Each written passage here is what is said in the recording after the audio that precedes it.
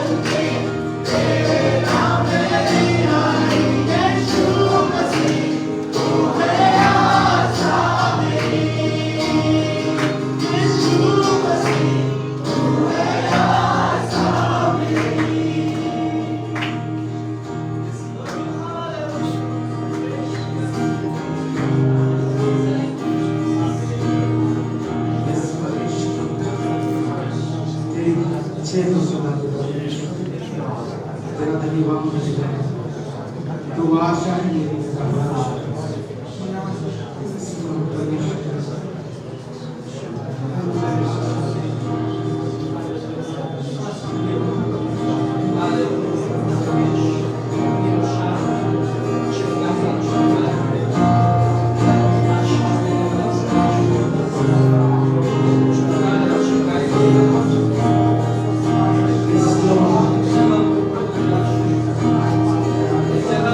Thank you.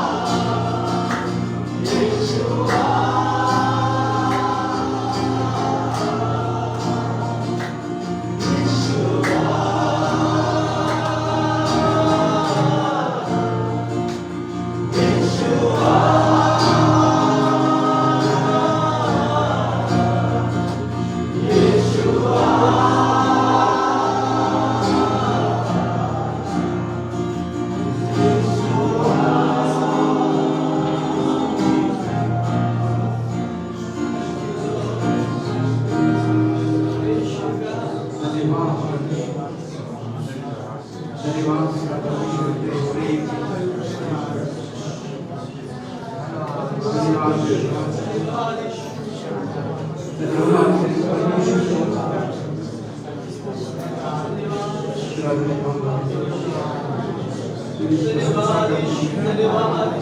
स्तुति करते हैं। धन्यवाद करते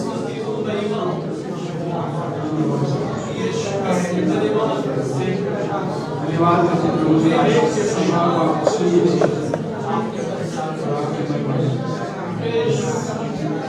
प्रार्थना को प्रभु यीशु मसीह के नाम से आमीन। सभी को जय मसीह की। सभी अपने स्थानों पर बैठ जाएंगे। जितने भी छोटे बच्चे जितने भी सभी संडे स्कूल जाएंगे, छोटे 18 साल से नीचे सब चल जा सकते हैं।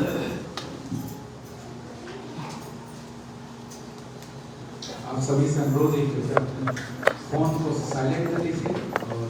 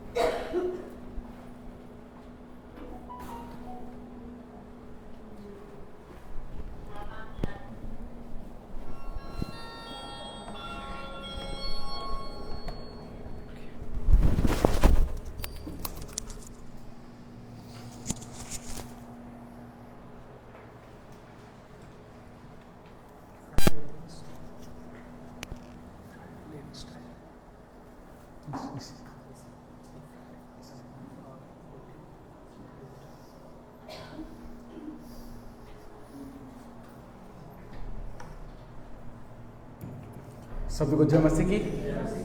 आप सभी का हमारे इस ग्रेटर गेस्ट मिशन फेलोशिप कलीसिया में स्वागत है। प्रभु का धन्यवाद कि परमेश्वर ने अद्भुत समय दिया और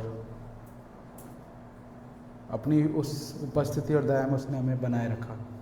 प्रभु का धन्यवाद हो। और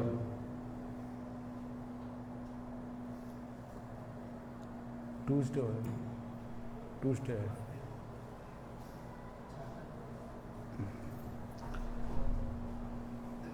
आप सभी को पता है हमारी जो साप्ताहिक गतिविधियाँ कुछ इस प्रकार से हैं। जो हमारी रविवार की सुबह की प्रार्थना सभा है उसका समय है सुबह 10:30 बजे से लेके और 10:30 बजे शुरुआत हो जाती है, वो 12 बजे तक चलती है।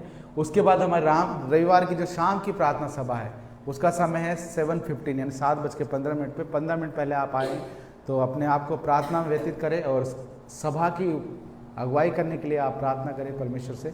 उसके बाद हमारी जो शनिवार की शाम की प्रार्थना सभा है जो होती है हमारी अजमेरा कॉलोनी में, जहाँ पे विनय भाई के घर पे, जिसका समय है शाम 7:30 बजे से लेके 8:30 बजे तक। ये रविवार और शनिवार की प्रार्थना सभा। उसके बाद हमारे जो सोमवार है हमारा विजिटेशन से आप हमें बुलाएं और हम आपके आएंगे, प्रार्थना संगति करें और आप हमारा स्वागत नहीं लेकिन निमंत्रण हमें दे सकते हैं कि हम आपके पास आए और उस संगति का हिस्सा बनने पर शाम 7 बजे बाद आप हमें कभी भी कॉल कर सकते हैं।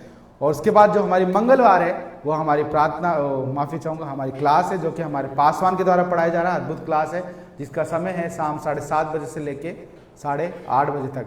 फिर हमारा जो बुधवार है कृष्णा सिटी LNT रोड मध्य साप्ताहिक प्रार्थना सभा चलती है वहाँ पे भी आपका स्वागत है जिसका समय है शाम 7:30 बजे से लेके 8:30 बजे तक।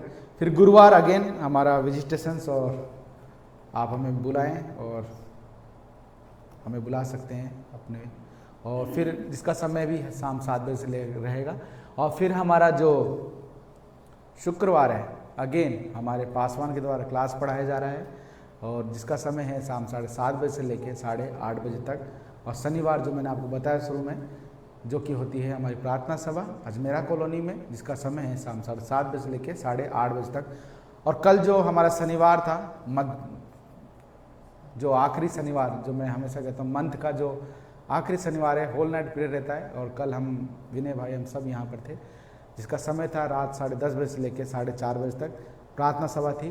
तो मैं कई बार कहता हूँ कृपया आप भी उसका हिस्सा बने, बहुत ही अद्भुत रहता है, होल नाइट प्रेयर रहती है। और विशेष सूचना कुछ इस प्रकार है, अप्रैल 4 यानी 4 अप्रैल को, यानी शुक्रवार 4 अप्रैल को लेडीज़ मीटिंग है, लेडीज़ टाइम है, जो कि होगा मुख्य कलीसिया भवन में, यहाँ पर ही वो शाम में होगा। हम आपको बता देंगे समय, और जो कि यहीं पे रहेगा। और फिर 14 यानी 14 अप्रैल जो कि मंडे पड़ रहा है, वो हमारा रहेगा यूथ मीटिंग, जो कि इसी जगह पे रहेगा। और उसमें भी हम आपको बता देंगे समय सारणी क्या रहेगी। तो ये 2 डेट आप अपने काउंट कर लीजिए। युवा जो हैं, यूथ हैं, वो 14 तारीख को काउंट कर ले, और जो महिलाएं हैं वो 4 अप्रैल को काउंट करके रखें कि हमारी यूथ मीटिंग। और इसको स्किप नहीं करना है, इसे छोड़ना नहीं है, इसका हिस्सा बनना है। तो आप सभी का स्वागत है इसमें। आइए प्रार्थना करते हैं। प्रभु धन्यवाद करते हैं और फिर से अद्भुत समय के लिए प्रभु जो तूने दिया पिता परमेश्वर, प्रभु तेरी महिमा करते हैं, तेरी उपस्थिति में आते हैं परमेश्वर प्रभु जी। आए हुए सभी जनों को छूइए प्रभु जी, और दया करें प्रभु जी। धन्यवाद करते हैं प्रभु जी। आगे के भाग को हम तेरे हाथ में देते हैं प्रभु। इस प्रार्थना को प्रभु यीशु मसीह के नाम से हम मांगते हैं, आमीन।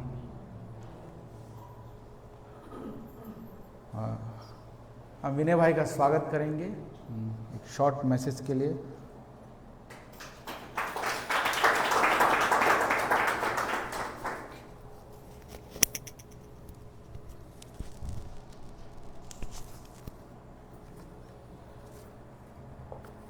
धन्यवाद आप सबका, मैं परमेश्वर का भी। आइए ज़्यादा समय ना लेते हुए डायरेक्ट वचन में जाते हैं।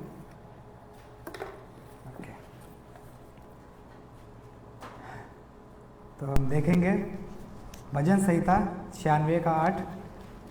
दिनेश भाई को रीड करेंगे। यहोवा के नाम की ऐसी महिमा करो जो उसके योग्य है, भेंट लेकर उसके आंगनों में आओ। यस, आमीन। यहोवा के नाम की ऐसी महिमा करो जो उसके योग्य है, भेंट लेके उसके आंगनों में आओ। हम जानते हैं कि आराधना सिर्फ हम अभी जो हम कर रहे थे वही नहीं होती है। हम आराधना अलग तरीके से भी कर सकते हैं, उसकी महिमा हम अलग तरीके से भी कर सकते हैं। कि अपने दशमांश और अपने भेंट को उसके आंगनों में लेकर के आओ,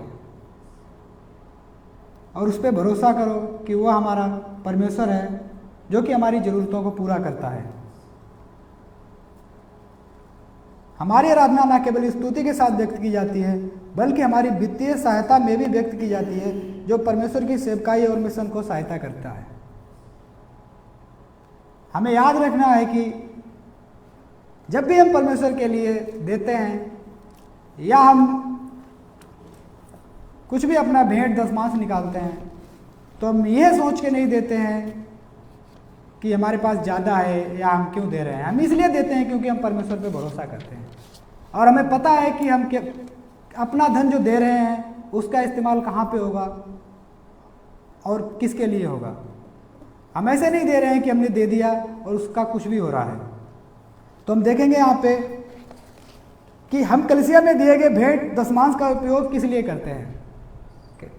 आज थोड़ा सा क्लास के जैसे है, मैंने उठाया है टॉपिक ताकि सब लोगों को थोड़ा सा समझ में आए। ओके, तो हम आज ये देखेंगे कि जो हम दशमांश लेते हैं, भेंट लेते हैं, उसका हम इस्तेमाल कहाँ पे करते हैं। तो हम यहाँ पे देखेंगे कि हम भेंट और दशमांश और कलीसिया की देखभाल, हाल का भाड़ा और भी सारी चीज़ें होती हैं। यानी जो आप देते हो उससे बहुत सारी ज़रूरतें पूरी होती हैं, जैसे कि भवन है, इसका खर्चा है, बिजली का बिल है, बहुत सारी चीज़ें हैं। यहाँ पे सारे लोग काम करते हैं, अभी भी आप देख सकते हो हमारे फैन नहीं लगे हुए हैं, हमको ज़रूरत है, उसके लिए भी हमको फंड की आवश्यकता है। ओके, और हम देख सकते हैं कि टीम होती है, स्टाफ होता है और बाइबल कॉलेज होता है। सुषमाचार कार्य के जो सुषमाचार के लिए हम पर्चे बांटते हैं, उसके लिए भी हमको पैसे की आवश्यकता होती है। ऐसे नहीं होता है कि हमको कहीं बाहर से आ रहा है या हमको कहीं से कुछ मिल रहा है जो हम करें। हम क्या करते हैं, जो आप लोगों से हमको मिलता है उसी से हमारा पर्चे छपते हैं और भी सारी चीज़ें जो आप देखते हो, है ना। बच्चों की सेवकाई होती है और भी मिनिस्ट्री जो हमारी चल रही है वो कहाँ से आती है, हम सब जो करते हैं उसी से आती है। और इसके लिए हमको किसकी आवश्यकता है, पैसे की आवश्यकता है, जो कि आप लोग अपना भेंट और दशमांश देते हो, उसके द्वारा ये सारे कार्य होते हैं। ओके, इस व्यवस्था विवरण 14 का 22 अगर हम देखते हैं, बीज की सारी उपज में से जो प्रतिवर्ष खेत में उपजे उसका दशमांश अवश्य अलग करके रखना। यानी उस समय के जो किसान लोग ज़्यादातर उनके फसल होती थी और खेती करते थे वो लोग, तो वहाँ पे था कि जो भी उनकी फसल होती थी वो उपज जरूर उसमें से उपज जो होती थी उसमें से निकाल के रखते थे। और अगर हम इसके 29 वचन में देखें, जिससे तेरा परमेश्वर यहोवा तेरे सब कामों में तुझे आशीष देगा। यानी जब हम करते हैं तो परमेश्वर हमारे कामों में आशीष देता है। हमें पता होना चाहिए कि परमेश्वर हमें आशीष देने के लिए तैयार बैठा है, लेकिन क्या हम उसको पाने के लिए क्या हम उस पर भरोसा कर रहे हैं, या हम सिर्फ लेके बैठे हुए हैं कि हमारे पास है, बस हम इसको लेके बैठे रहें और परमेश्वर में आशीष देगा। नहीं, आपको अपनी मुट्ठियों को खोलने की ज़रूरत है। और जैसा कि मैंने बताया, इस भवन के लिए बहुत सारी ज़रूरतें हैं। हमारे प्लान बनते हैं कि किस तरह से हम और भी इसको बेहतर कर सकते हैं। हमको बहुत सारी चीज़ों की ज़रूरतें हैं, लेकिन हम नहीं कर पाते हैं क्योंकि हमारे पास फंड नहीं रहता है। ओके, जैसा कि यहाँ पे लिखा हुआ कि जिससे तेरा परमेश्वर यहोवा तेरे सब कामों में तुझे आशीष दे। ओके, और अगर हम नीति वचन 3 का 9, अपनी संपत्ति के द्वारा अपनी भूमि की पहली उपज देकर यहोवा की प्रतिष्ठा करना। और अगर हम इसका 10 वचन पढ़ेंगे तो इस प्रकार तेरे खत्ते भरे और पूरे रहेंगे और तेरे 10 कुंडों से नया दाख मधु उमड़ता रहेगा। यानी यहाँ पर भी अगर हम 9 और 10 देखते हैं तो जब हम देते हैं तो परमेश्वर हमें आशीष देता है। अगर मैंने पिछली बार जो प्रचार किया था उसमें मैंने जिक्र किया था, वो एक बहुत अच्छी लाइन थी कि जब तक हमारे पास है खाने के लिए, जब तक हमारे पास है देने के लिए। बहुत ही अद्भुत लाइन थी, और जब मैंने सुनी तो सच में हमको इस पर सोचने की ज़रूरत है कि परमेश्वर हमारे लिए क्या नहीं करता है। ओके, और हमें भी उस पर भरोसा करना है और अपने भेंट अपने दशमांश को लेकर के आना है और उस पर विश्वास करिए। सच में परमेश्वर कभी भी हमें निराश नहीं करता और हमें आगे लेकर के जाता है। आमीन। आइए हम प्रार्थना करते हैं, धन्यवाद करते हैं परमेश्वर पिताजी, आदर महिमा आपको देते हैं मेरे प्रभु जी। परमेश्वर पिताजी, जो भी हमने सुना है परमेश्वर पिताजी, उन सब के द्वारा प्रभु जी आपको आदर आपको महिमा मिलने पाए मेरे प्रभु जी। परमेश्वर पिताजी, हम सिर्फ वचन को सुनने वाले नहीं, उस पर चलने वाले भी बन सके मेरे प्रभु जी, कि हमारे भेंट हमारे दशमांश के द्वारा हमारे जीवन के द्वारा प्रभु जी आपको आदर आपको महिमा मिलने पाए प्रभु जी। जो भी कार्य प्रभु जी अभी रुके हुए हैं प्रभु जी, जो भी ज़रूरतें हैं प्रभु जी, वे पूरी होने पाएँ और इस सब के द्वारा आपकी महिमा होने पाए। धन्यवाद करते हैं प्रभु जी। आगे के समय को आपके हाथों में सौंपते हैं। इस प्रार्थना को प्रभु यीशु मसीह के नाम से मांगते हैं, आमीन। हम अपने पासवान का स्वागत करेंगे।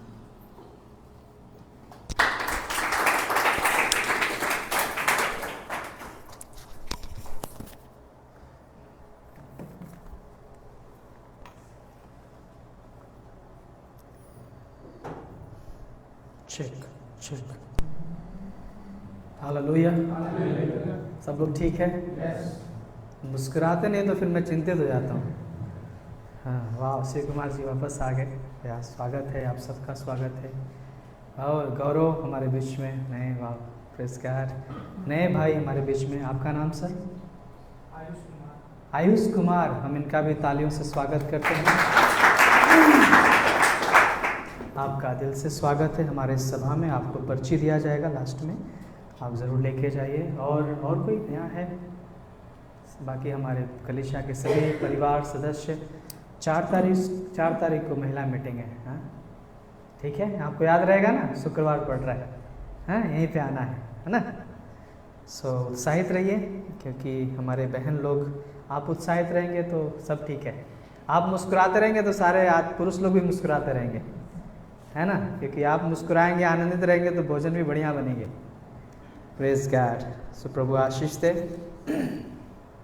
ओके, और हम लोग ईस्टर को एक बड़ा प्रोग्राम कर रहे हैं। ईस्टर 20 तारीख को है, उसके पहले गुड फ्राइडे है, राइट। सो दुआ में रखें। वाह, आइए हम प्रार्थना करते हैं कुछ क्षण। प्रभु धन्यवाद इस समय के लिए परमेश्वर पिता।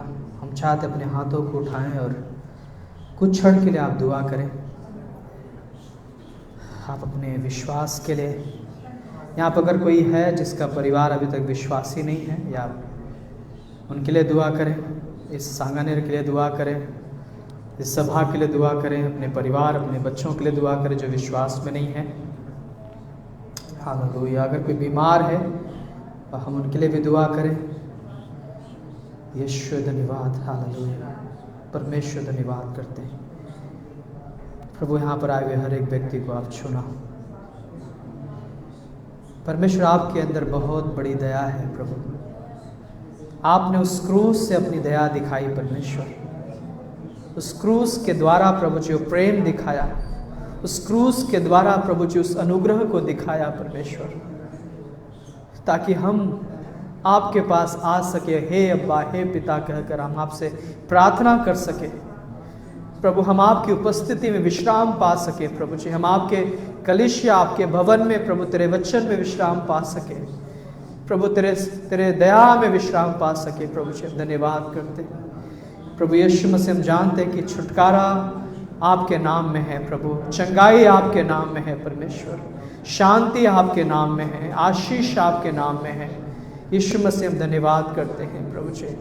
हम आपके करीब आते हैं प्रभु, हम आपकी महिमा करते हैं स्वामी, हम आपकी महिमा करते हैं परमेश्वर।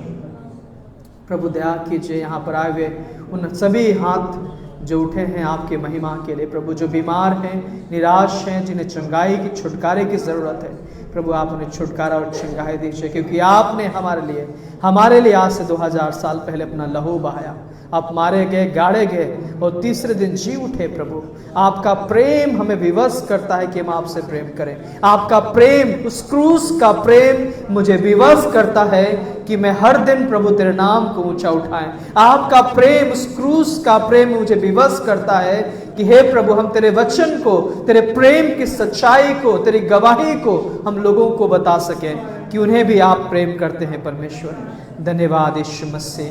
आपका क्रूस का प्रेम मुझे विवश करता आराधना करने के लिए। आपका क्रूस का प्रेम मुझे विवश करता है कि हम आपकी सेवा करें, हम आपकी महिमा करें प्रभु जी। आपके क्रूस का प्रेम मुझे विवश करता है प्रभु जी, लोगों के लिए प्रार्थना करने के लिए, क्षमा करने के लिए, प्रेम करने के लिए प्रभु जी। हम धन्यवाद करते हैं स्वामी। धन्यवाद उस क्रूस के प्रेम के लिए, धन्यवाद उस दया के लिए परमेश्वर।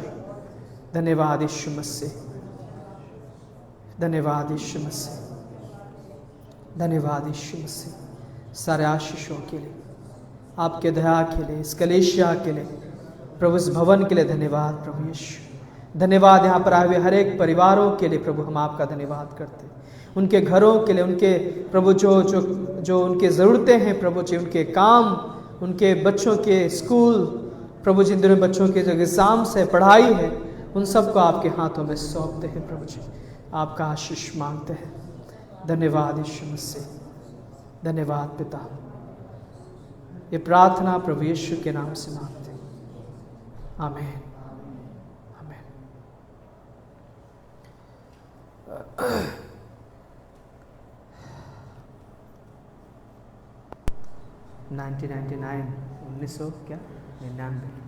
1999 मैं एक समय जब मैंने यीशु को विश्वास किया, पता है मुझे एक चीज़ यीशु पे विश्वास करने के लिए विवश कर दिया था, वो था उस क्रूस का प्रेम।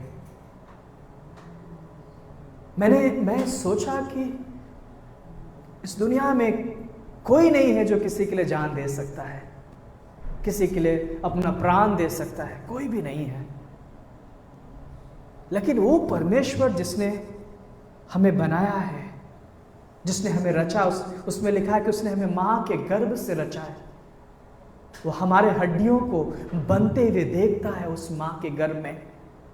वो परमेश्वर जिसने हमारे लिए, मैं देखता हूं कि वो उस क्रूस पर लहू लुहान है। उसके हाथों में, जब उसके हाथ को हम फैला हुआ देखते तो उसके हाथों में कांटे कीले ठोके गए हैं। उसके सर पे वो कांटों का ताज पहनाया गया है, वो कटीला झाड़ी उसके सर पे पहनाया गया, उसके ऊपर डंडा से मारा गया, उसके पैरों में कीले ठोके गए। उस क्रूस पर यीशु ने हमारे लिए हमें बचाने के लिए, हमें जीवन देने के लिए, पता है, उसने हमारे पापों को क्षमा करने के लिए, हमारे पाप को खत्म करने के लिए, हमें बचाने के लिए उसे उस क्रूस पर कीमत चुकानी पड़ी। आज से 2000 साल पहले यीशु ने कीमत चुकाया उस प्रेम को दिखाने के लिए कि मैं तुमसे प्रेम करता हूं। यीशु नहीं चाहता कि वो कोई भी नष्ट हो। बाइबल में लिखा है, पवित्र शास्त्र बाइबल में लिखा है, परमेश्वर नहीं चाहता है कि कोई भी व्यक्ति नष्ट हो। कोई भी व्यक्ति, परमेश्वर नहीं चाहता कि कोई भी व्यक्ति श्राप, अंधकार, पाप और बुराई का जीवन व्यतीत करे। कोई भी नहीं, परमेश्वर नहीं चाहता कि कोई भी निराशाओं का जीवन व्यतीत करे। परमेश्वर नहीं चाहता कि कोई भी उस नरक की आग में जले, जो अथाह कुंड है, जो नरक है, जिसका आग कभी नहीं बुझता है, जो सिर्फ शैतान के लिए बनाया गया था, लेकिन मनुष्य की आज्ञा तोड़ने के कारण, उनके पाप के कारण, उनके विरोध के कारण वो नरक उनके लिए तैयार है। परमेश्वर नहीं चाहता है, पता है, परमेश्वर नहीं चाहता है। परमेश्वर आपसे प्रेम करता है। परमेश्वर सारे मानव जाति से प्रेम करता है। परमेश्वर सारे समाज से प्रेम करता है, सारे भाई बहनों से, चाहे वो कहीं किसी के स्थान से क्यों ना हो, सबसे वो प्रेम करता है। और उसने उस क्रूस पर अपना लहू बहाया। पता है, और हम देख रहे हैं कि उस क्रूस पर लोग उसे भाला भोंक रहे हैं, लोग कीले ठोक रहे हैं, उसे लोग थूक रहे, मार रहे, लेकिन उसने क्या, उस क्रूस से एक शब्द बोला, पिता इन्हें क्षमा कीजिए, ये नहीं जानते क्या कर रहे। पता है, वो प्रेम हमें विवश कर दिया यीशु के पास आने के लिए। जब हम बाइबल में पढ़ते उसने लिखा है कि वो हमारे ही लिए ये सब सह लिया। यीशु ने हमारे लिए, वो किसी जाति धर्म के लिए नहीं। अब सोचिए कि वो परमेश्वर जो उस क्रूस पर से हमसे प्रेम किया, वो मसीह हमसे प्रेम किया, यीशु मसीह जो मसीहा बन के इस दुनिया में आया, वो किसी जाति धर्म के लिए नहीं आया। वो सारे संसार, सारे मानव जाति के लिए, जिसको उसने रचा था, जिसको उसने बनाया था, वो परमेश्वर जो आदि से, जो शुरुआत से था, वो परमेश्वर जो पवित्र परमेश्वर, जिसने कभी पाप नहीं किया, जिसने कभी झूठ नहीं बोला,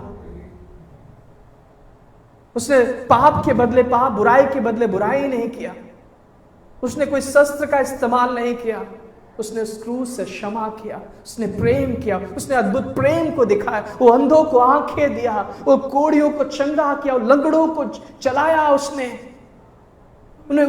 उन पापियों को गले लगाया, उन्हें उनके आंसुओं को पोंछा।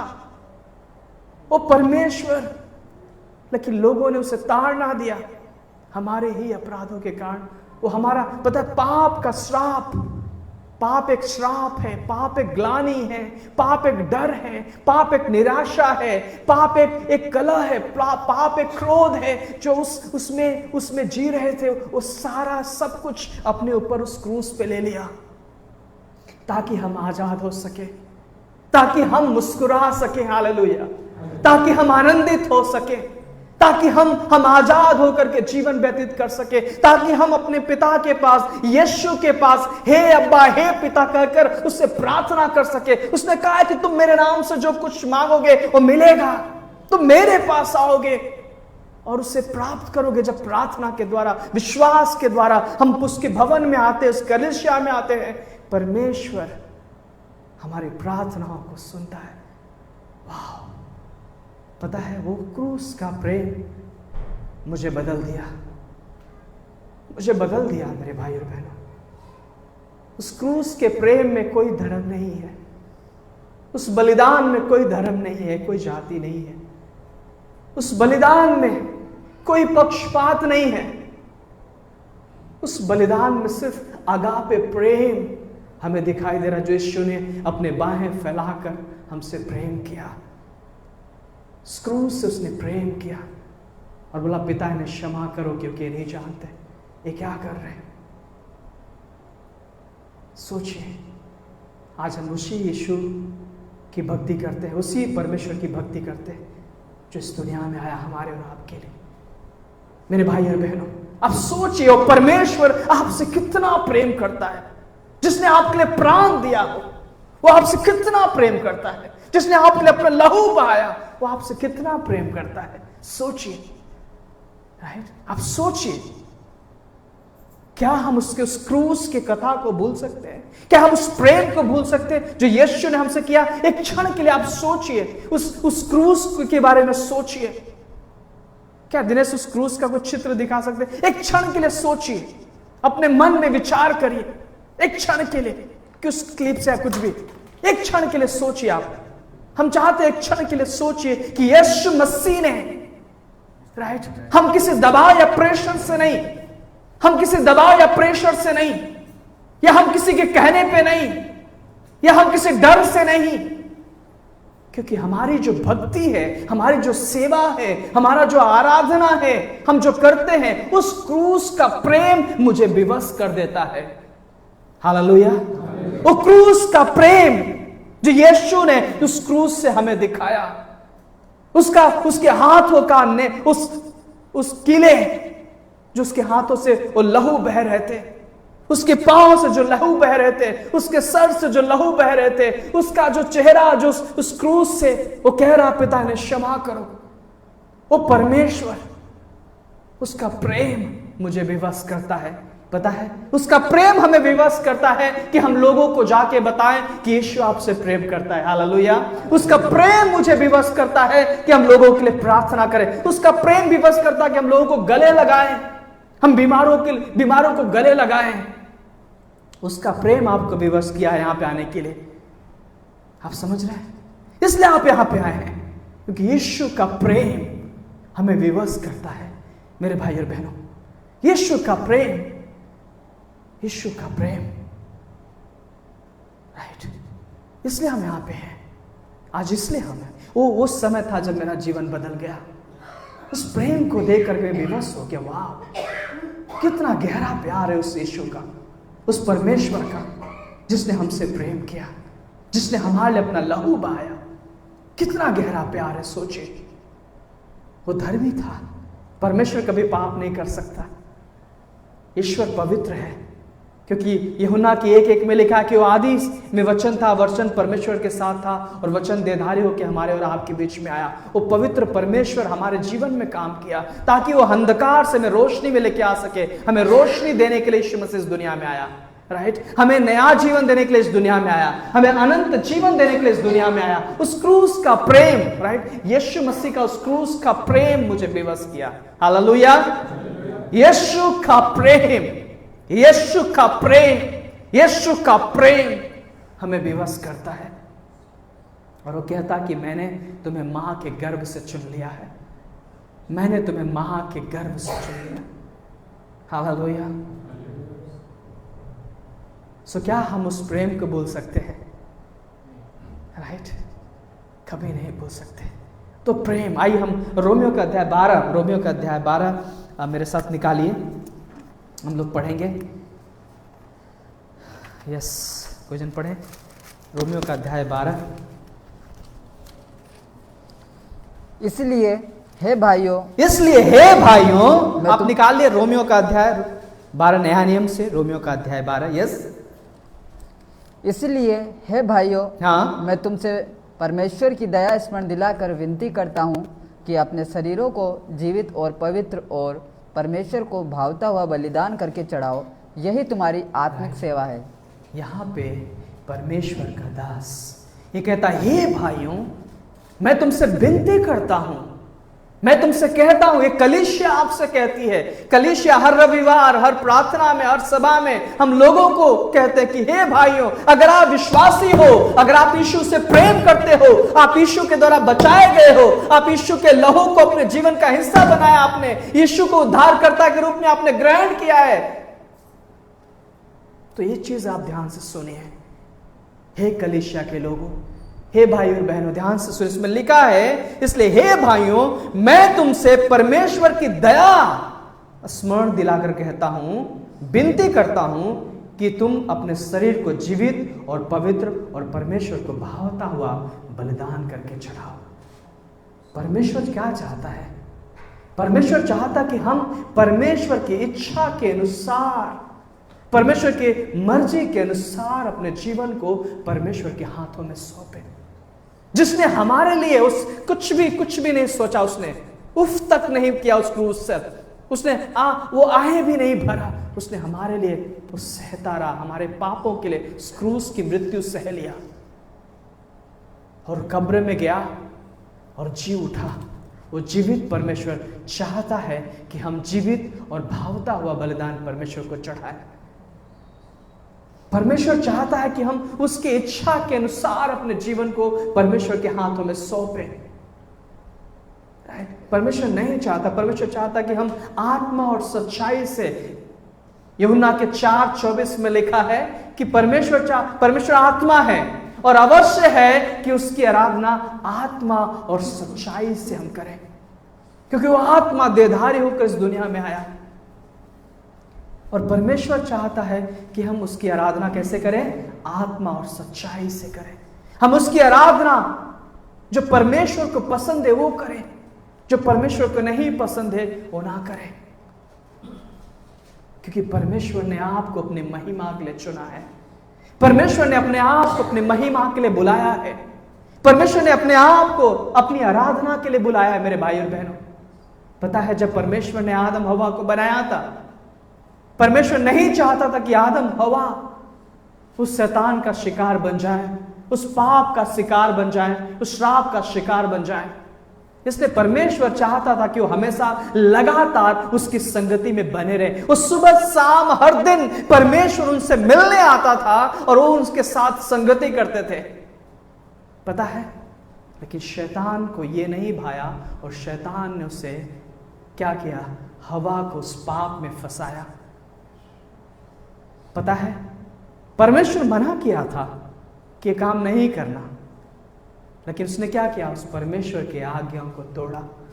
उस परमेश्वर की आज्ञा को तोड़ा जो परमेश्वर उससे प्रेम करता था, जो हर सुबह शाम उसके साथ संगति करता था, जिस परमेश्वर ने उसे बनाया था अपने स्वरूप में, अपनी समानता में, जिसके नथनों में जीवन का श्वास फूका था, जिस परमेश्वर ने हवा को उसकी पसली से बनाया था, उसको आदम को सुला दिया था और उसकी पसली से एक स्त्री नर में से निकाली गई नारी को बनाया था, उस नारी ने परमेश्वर की आज्ञा का खिलाफ काम किया।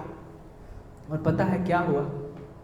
वो पाप का परिणाम पूरे पृथ्वी पर आ गया, उनके जीवन में आ गया। हम कई बार सोचते हैं मेरे भाई और बहनों, आप सोचिए कि आप अगर अच्छा जीवन जी रहे हैं, आप प्रार्थना कर रहे हैं, आप संगति कर रहे हैं, और एक आप संगति नहीं कर रहे हैं, संसार में जी रहे हैं, पाप में जी रहे हैं, दोनों में कैसा फर्क होगा? आप सोचिए, दोनों में कैसा फर्क होगा? आप सोचिए कि मान लीजिए एग्जाम्पल के तौर पे मेरे पास मैंने दो पेड़ लगाया। सुन रहे सब लोग? हालेलुया। सब लोग ठीक है? आत्मा तैयार है? शरीर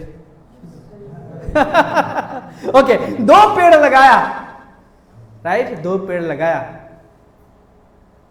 एक आम का, एक अमरूद का, ठीक है? एक आम का और एक अमरूद का।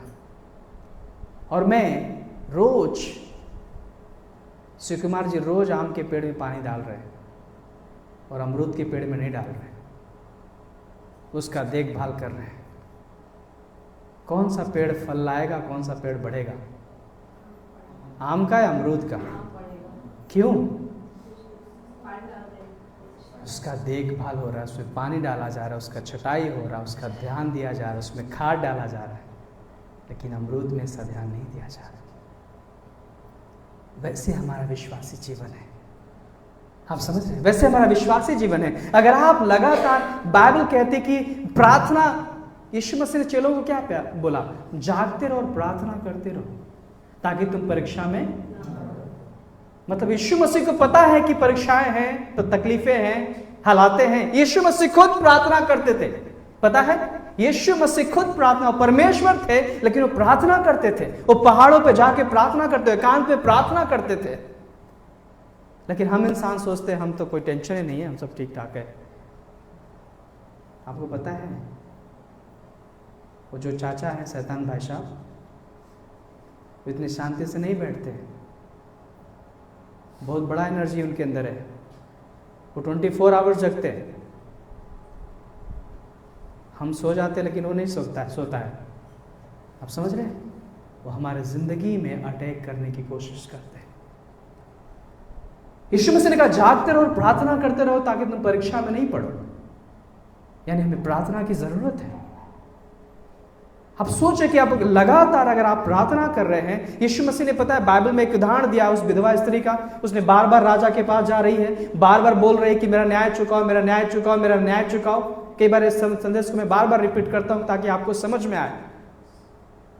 और बाद में राजा क्या कहता है? यार भाई इसका न्याय चुका दो, इसको क्या प्रॉब्लम है, इसका हल करो, नहीं तो हमारे नाक में दम कर देगी। यीशु मसीह ने क्यों उदाहरण दिया? ताकि आप लगातार प्रार्थना करो। मांगो तो दिया जाएगा, ढूंढो तो पाओगे। इसलिए परमेश्वर चाहता कि आप संगति में बने रहो, प्रार्थना करते रहो। परमेश्वर की इच्छा है कि आप प्रार्थना करो। यीशु की इच्छा था कि चेले प्रार्थना करें। यीशु की इच्छा था कि विश्वासी प्रार्थना करें। हम प्रार्थना करें।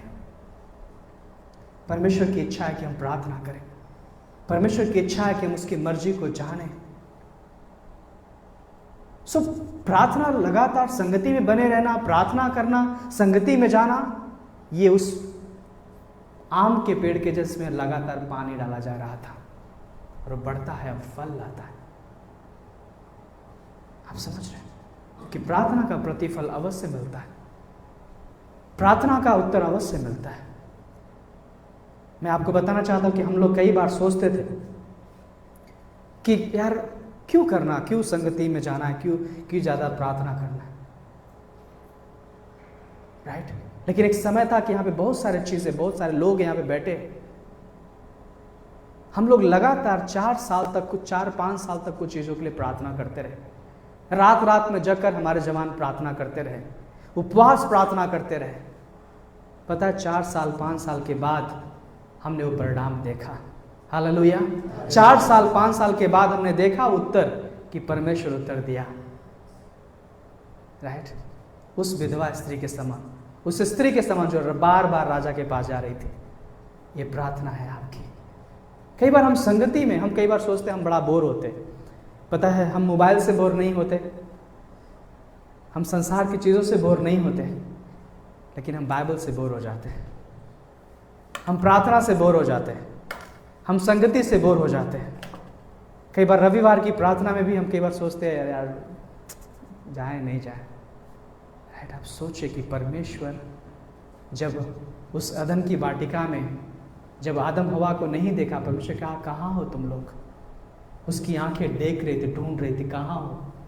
परमेश्वर हमेशा हमें ढूंढता है कि हम उसके साथ संगति करें, राइट? तो यहाँ पर लिखा है कि परमेश्वर चाहता है कि अपने शरीर को जीवित, पवित्र और भावता हुआ बलिदान करके चढ़ाए।